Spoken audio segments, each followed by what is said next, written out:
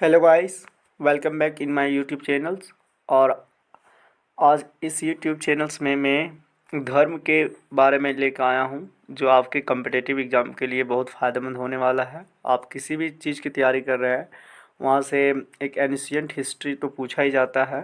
तो चलिए मैं स्टार्ट करता हूँ धर्म के उपाधि में। और यदि आप चैनल में नए होंगे तो चैनल को सब्सक्राइब कीजिए और अपने दोस्तों के साथ शेयर कीजिए, ताकि वो भी इस तरीके से वीडियो प्राप्त कर सके और अपने कम्पिटिटिव एग्ज़ाम के लिए आसानी से अच्छे तरीके से तैयारी कर सके।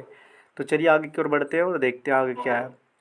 देखिए, फर्स्ट ऑफ ऑल हम यहाँ पे देखेंगे कि ईसाई धर्म। देखिए यहाँ पे लिखा गया है, यहाँ पे ईसाई धर्म, राइट। ईसाई धर्म यहाँ पे है। पहले ईसाई धर्म के बारे में जानेंगे, उसके बाद, क्योंकि धर्म यहाँ पे 5-6 हैं, उनके बारे में पहले एक एक करके जान लेंगे तो अच्छा होगा। देखिए यहाँ पे कुछ इंपॉर्टेंट टर्म दिया है, मैं पढ़ा दूंगा अच्छी तरीके से, आप अच्छी तरीके से देखिएगा। यहाँ पे देखिए, आप यहाँ पे स्क्रीनशॉट लेके भी देख सकते हैं और पढ़ सकते हैं।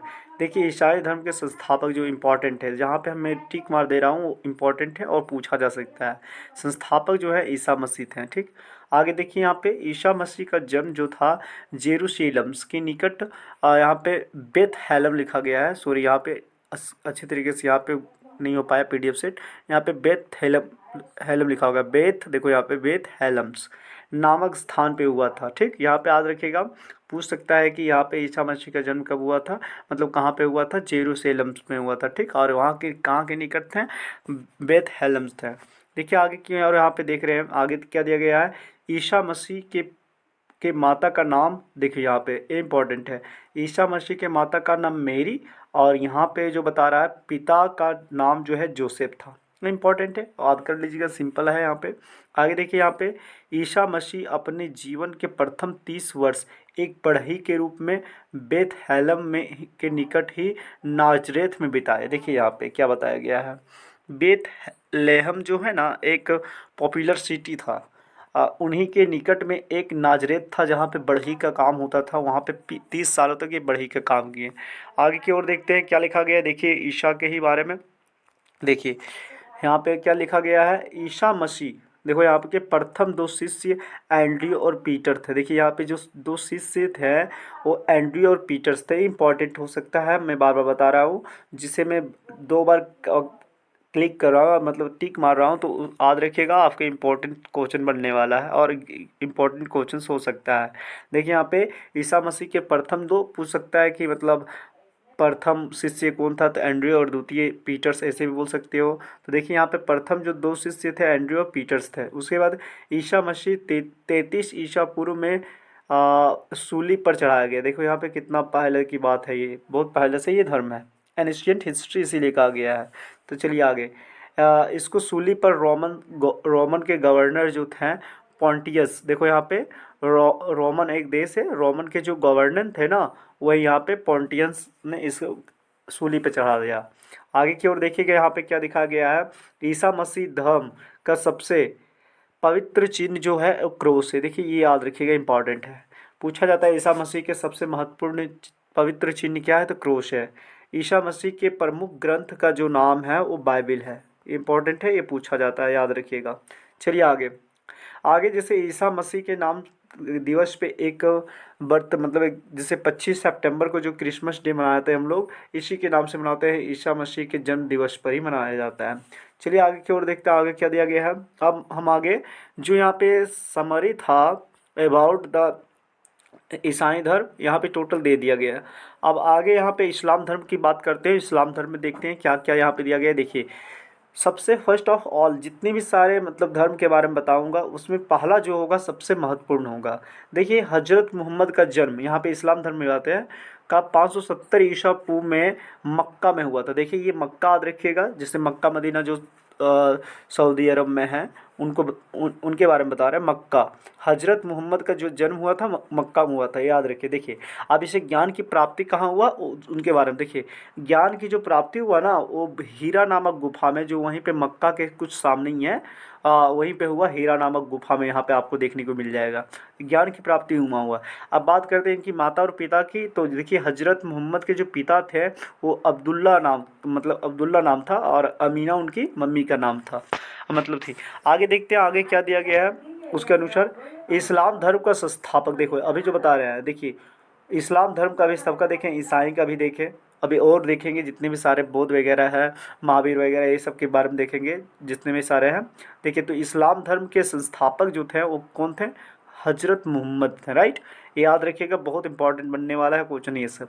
चलिए आगे की ओर देखते हैं, आगे क्या दिया गया है। देखिए जिस समय मोहम्मद साहब का 25 वर्ष हो रहा था ना, उसी समय इनकी शादी खदीजा, देखो यहाँ पे लिखा गया खदीजा के साथ कर दी गई। ठीक।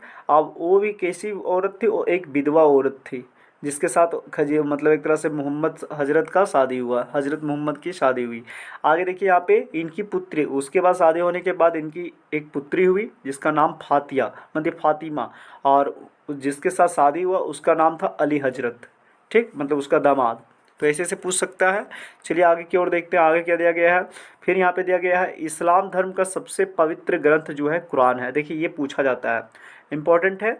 इस्लाम धर्म का सबसे महत्वपूर्ण जो ग्रंथ होता है या पवित्र ग्रंथ जो है कुरान है। चलिए आगे की ओर देखते हैं, आगे क्या दिया गया है।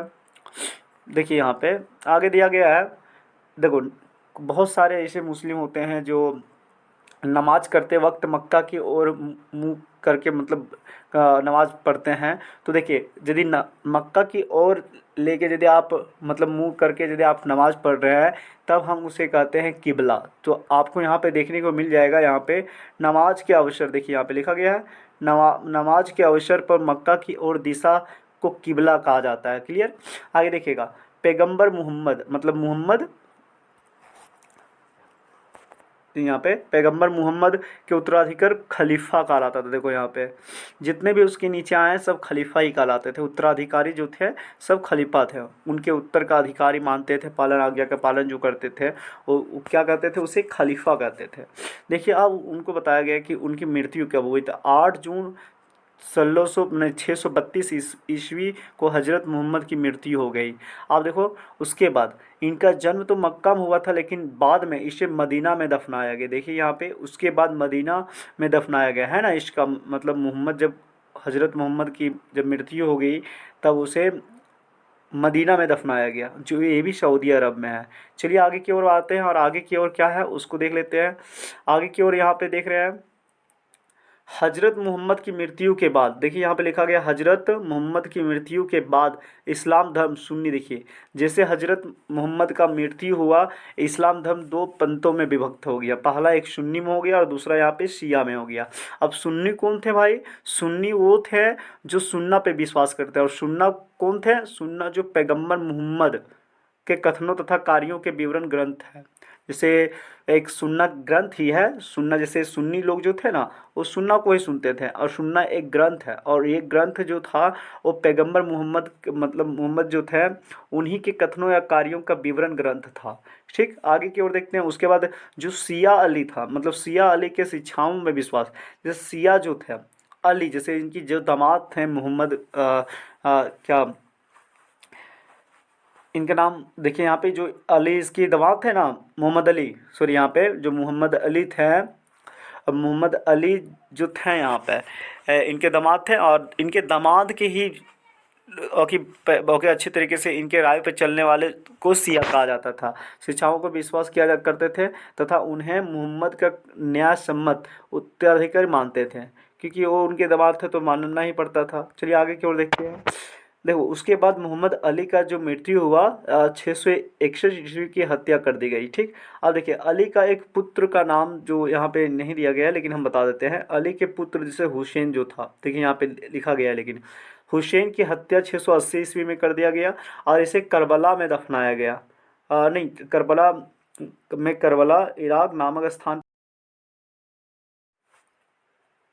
चलिए आगे की ओर आते हैं, यहाँ पे देखते हैं जैसे उनके जो पुत्र थे हुसैन, उनकी हत्या 680 में करके उसे करबला जिसे इराक जिसको कहा जाता है वहाँ पे कर दी गई। चलिए आगे की ओर देखते हैं, आगे क्या दिया गया।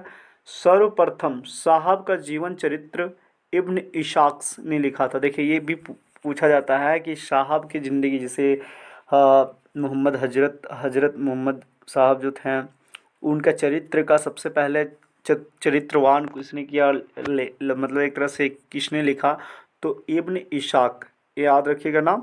चलिए आगे देखते हैं। मोहम्मद पैगंबर का जन्मदिन पर ईद ए मिलाद उन नबी, देखिए आप लोग ईद वगैरह जितने भी सारे हैं मुस्लिम लीग के हैं, सब ईद वगैरह मनाया करते हैं। वो किसके अवसर पर मनाया करते हैं? मोहम्मद पैगम्बर के जन्म दिवस पर।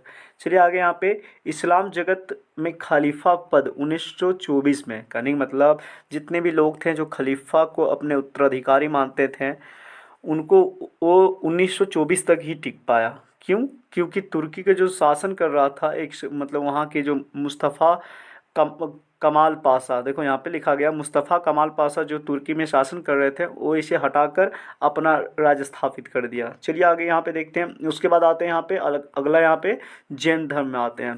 देखिए जैन धर्म यहाँ पे देखिएगा, जैन धर्म की थोड़ा लंबा टॉपिक भी है और लंबा यहाँ पे जाएगा भी, तो देखिए आप अंत तक बने रहें। और बेटर ढंग से, यदि आपको बोरिंग लग रहा हो तो किताब निकालिए, पेन निकालिए और लिखते चलिए, सबसे बेटर होगा वही। कॉपी पेन लेके बैठिए तभी होगा। देखिए यहाँ पे क्या लिखा गया है।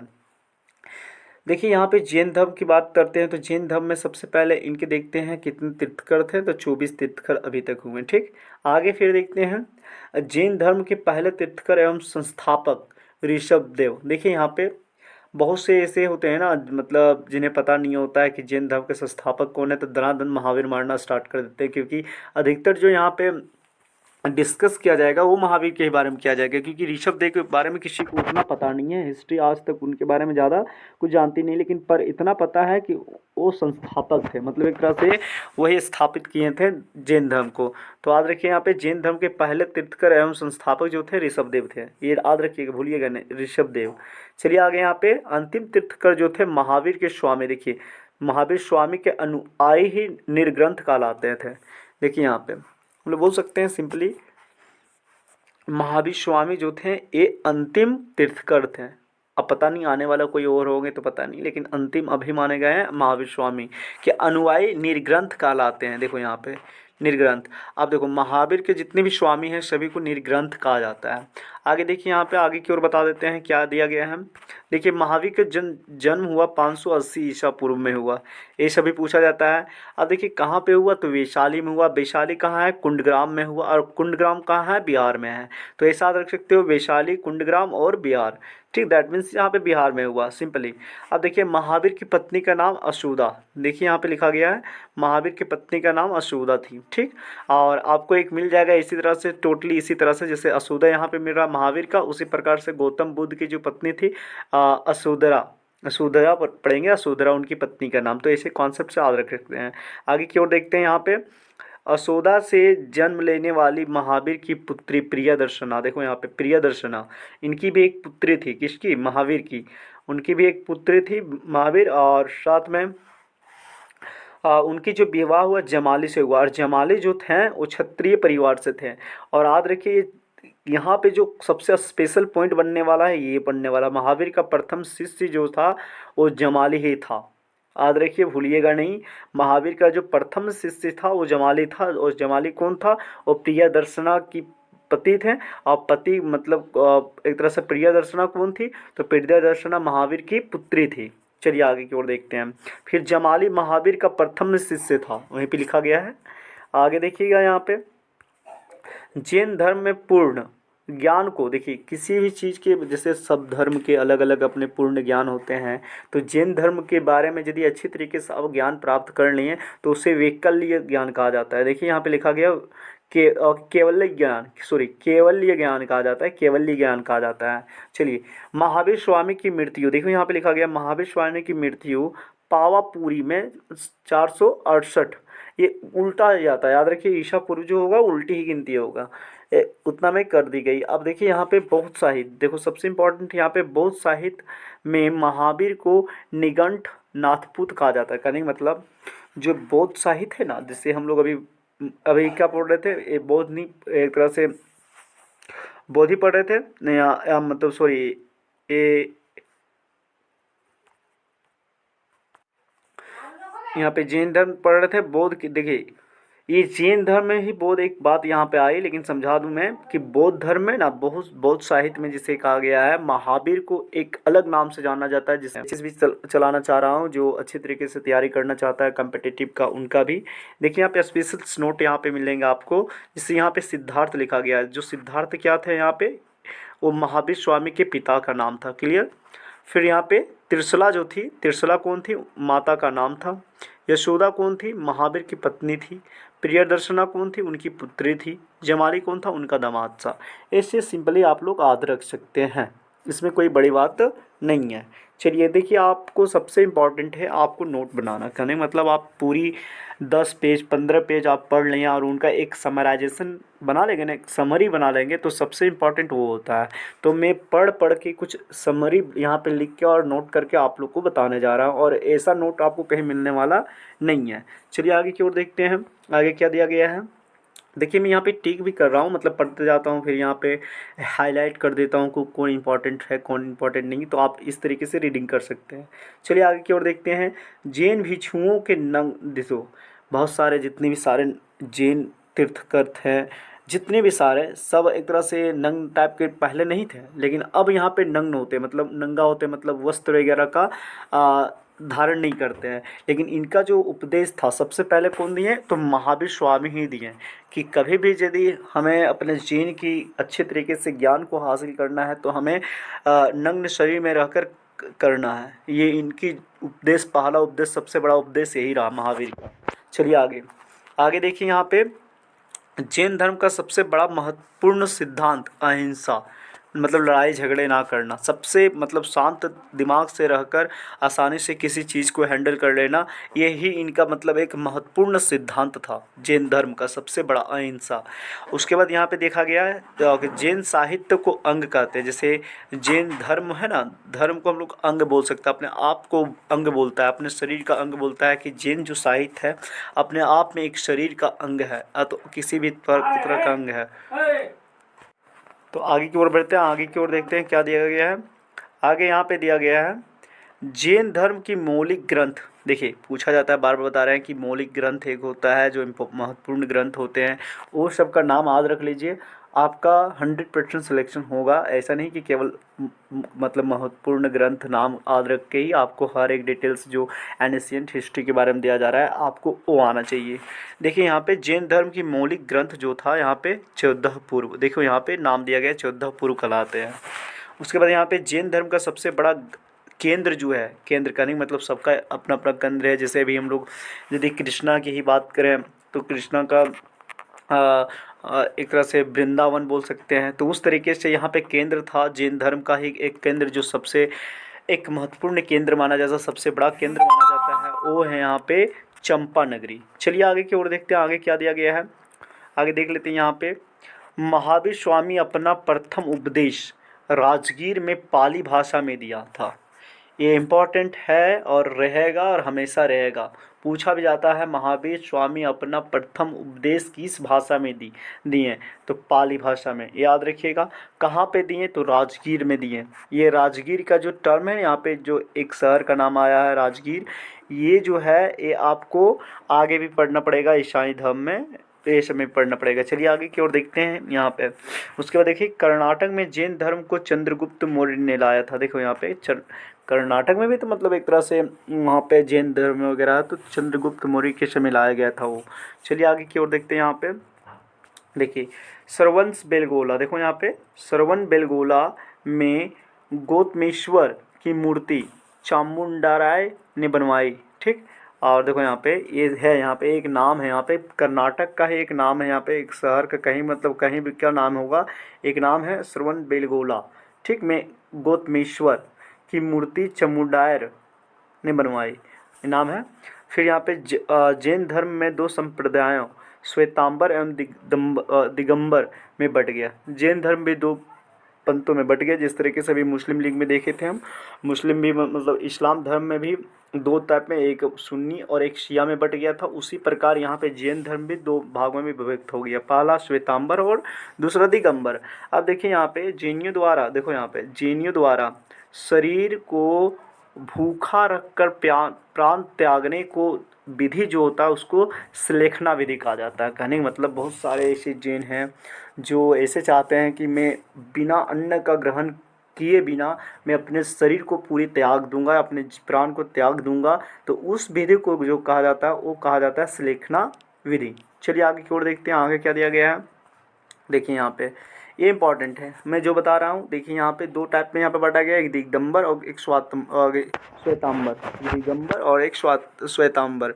देखिए दिगंबर जो थे वो क्या मानते थे, भद्रबाहु के बातों को मानते थे, लेकिन श्वेतांबर में जितने लोग थे मतलब जो इसे मानते थे वो स्थूल भद्र के बातें मानते थे, ठीक, और उनके अनुयायियों भी मानते थे। तो ये इंपॉर्टेंट टर्म बनने वाला है, भद्रबाहु दिगंबर और स्थूलभद्र ये श्वेतांबर। चलिए आगे यहाँ पे देखते हैं जैन धर्म का पूर्ण जन्म। देखिए यहाँ पे हम लोग भले मतलब बहुत सारे धर्म हैं जो पूर्ण जन्म या कर्मवाद को नहीं मानते हैं, उन पे विश्वास नहीं करते हैं, लेकिन जैन धर्म जो है वो खास करके पूर्ण जन्म एवं कर्मवाद में विश्वास करते हैं। देखिए उनके अनुसार कर्म फल ही जीवन तथा मृत्यु के कारण है। कितना अच्छा दिया गया है, जैसे जिस तरीके से आप कर्म करेंगे आपका उस तरह जन्म होगा, आप जिस तरीके से कर्म नहीं करेंगे, हाँ अलग अलग तरीके से हो सकता है, लेकिन उन्हीं पे डिपेंड करता है कि जन्म और मृत्यु आपकी कैसी होगी। चलिए आप देखो यहाँ पे जो इम्पोर्टेंट बनने वाला, जहाँ जहाँ स्थान के नाम आए ना वहाँ इम्पोर्टेंट होने वाला है। राजस्थान में माउंट आबू पर दिलवाड़ा मंदिर, पूछा जाता है कि दिलवाड़ा मंदिर किस धर्म के लिए फेमस है, तो याद रखिएगा जैन धर्म के लिए। और दिलवाड़ा मंदिर है कहाँ, तो याद रखिएगा राजस्थान में है। और कहाँ पे, माउंट आबू में, एक छोटा सा पर्वत है वहीं पे माउंट आबू। देखो कौन सा करवाया था, जैन के अनुयायी कुछ थे वहीं करवाए थे। अब देखिए यहाँ पे और बता रहे हैं इंपॉर्टेंट टर्म वो बता रहे हैं। देखिए जैन परंपरा के अनुसार अरस्टिनेमी कृष्ण के समकालीन थे। देखिए अरस्टिनेमी जो थे, देखो यहाँ पे अरस्टिनेमी कृष्ण के समकालीन थे। जैन परंपरा के अनुसार अरस्टिनेमी जो थे एक ये भी थे, इनका मतलब पता नहीं ये कब के वहाँ के तीर्थकारी थे, लेकिन ये भी जैन के तीर्थकारी थे। हमको पता है इतना, ये अरस्टिनेमी जो थे ये भी कि मतलब जैन के ही कोई तीर्थकारी थे, लेकिन ये कृष्णा के समकालीन थे, याद रखिएगा। चलिए चंपा के शासन, देखो यहाँ पे चंपा के शासन, उसके बाद दधिवाहन की पुत्री चंदना महावीर की पहली महिला भिक्षुणी बनी। देखिए ये इम्पोर्टेंट बनने वाला है, मैं बताया था कि जिसमें हम पढ़ें, जैसे हम ईसाई धर्म में पढ़े थे कि ईसा मसीह के जो प्रथम शिष्य थे वो एंड्रयू और एक का नाम भूल गए, जैसे यहाँ पे एंड्रयू थे ना, उसी प्रकार यहाँ पे जो सबसे पहली महिला बनी, यानी मतलब जो थे इसका, जैसे अभी इसका देखें तो सबसे पहले बौद्ध धर्म का ही मतलब जैन धर्म का ही देखें तो उनके क्या थे, जैन धर्म में सबसे इम्पोर्टेंट जो थे। चलिए यहाँ पे उतना बात नहीं करते हूँ, वो लंबे हो जाएगा। चलिए यहाँ पे बात करते पहले कि याद रखिएगा जो पहली मतलब महिला भिक्षुणी बने ना, उनका नाम चंदना थी, और ये किसकी पुत्री थी, तो यहाँ पे दधिवाहन, ठीक, और ये कहाँ की थी, चंपा के शासन कर रही थी। चलिए आगे की ओर देखते हैं। अब बौद्ध धर्म के कुछ यहाँ पे स्मॉल टर्म बता देते हैं, इनका भी बहुत लंबा चैप्टर है, चलिए मैं बता देता हूँ।